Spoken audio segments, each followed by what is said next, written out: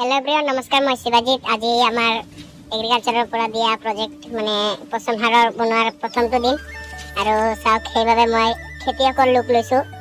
এনে খেতিয়কে মাথাত গামোচা বান্ধে গামোচা পিন্ধে তো মই হেনেকা লুক লৈছো যেহেতু এটো এগ্ৰিকালচাৰৰ কাম সেইভাবে মই নাজানো ভিডিওটো মানে কেনেকৈ বনাব দিছে কিন্তু মই ব্লগ হিচাপে বনাইছো কাৰণ মোৰ এটা ইউটিউব চ্যানেল আছে ইউটিউব চ্যানেলতে এৰবা লাগব তো এটো এটা সুযোগ পাই গৈছো ইউটিউব চ্যানেলৰ এটা নতুন ভিডিও আহি যাব তো এই হাৰখিনি বনোৱাৰ কাৰণে আমাক এটা নিৰ্দিষ্ট মানে ভাল জায়গা লাগিব যতে যাত পোক পৰুৱা নাথাকে আৰু সেই পথাৰত মোৰ কত অলপ প্ৰবলেম হৈ আছে কাৰণ মোৰ সৰ্দিও লাগি আছে আৰু সেইভাবে মই আমাৰ যিটো মানে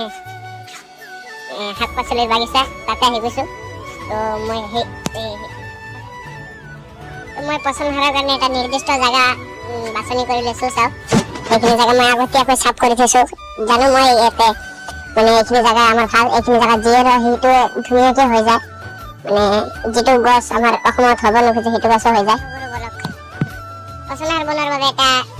ডাঙৰ সাইজৰ অলপ গাঁত লাগব 3 ফুট বা 6 ফুট ডাঙৰ গাঁত মানে দ এইখিনি জায়গাত মই গাঁতটো খান্দিলো তাৰপিছত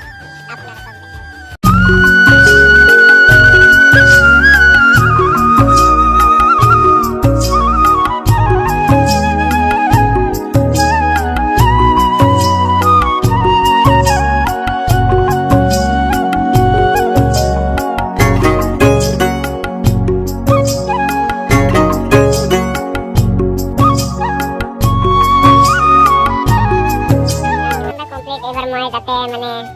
গাতত খেৰ বা কলপাত আপুনি পাতো দিব পাৰে কাগজ দিব পাৰে মই কাগজ দিম আৰু সব মোৰ গাতটো বেছি ডাঙৰ বনোৱা নাই 3 ফুট মান হ'ব তো এইখিনিতে মই বিশেষ বেছিকৈ নবনাও মানে স্কুলৰ প্ৰজেক্টটো অলপকে গাতত মই এটা দ্ৰব্য ব্যৱহাৰ কৰিম যাতে পোক পৰুৱা ভিতৰত নোমায় আৰু হাৰখিনি বেয়া কৰি নিদিয়ে এইটো সব দ্ৰব্যটো মই ঘৰত নিজে বনাইছো তো মই ইয়াতে মাৰি দিওঁ আগত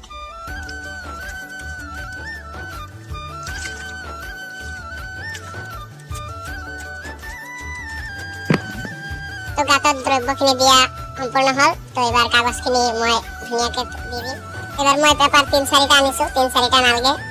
এটাতে হৈ যাব মই গাতত দি দিম এটামান তেনে গাতটো আগত ভালকে সাফ কৰি লওঁ গাতত পেপাৰ দি দিলো যাতে ধুনিয়াকে হাতখিনি হয় মোৰ গাতত পেপাৰখিনি দিয়া সম্পূৰ্ণ হল এবাৰ মোৰ যিখিনি পচন সাৰৰ বস্তু শাক পাচলিৰ বাকলি এইখিনি মই গাতত দি দিম এইটো গাতত দি দিলো এবাৰ ইয়াক আমি পচিবলৈ সময় দিম অলপ স্তৰে অলপ পানী মই গাতত এটা বস্তু দিব পাহৰি গৈছো সেইটো হ'ল গোবৰখিনি দি দিওঁ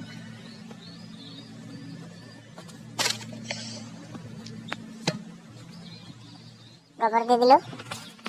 এবাৰ এটা কলপাত লম এবাৰ মই এইটো কলপাতেৰে হাৰখিনি ঢাকি দিলে যাতে এতে উষ্ণতা বৃদ্ধি পায় আৰু ওপৰত মাটি দি দিম মাটি দিয়াৰ এক সপ্তাহ পিছত লগ পাম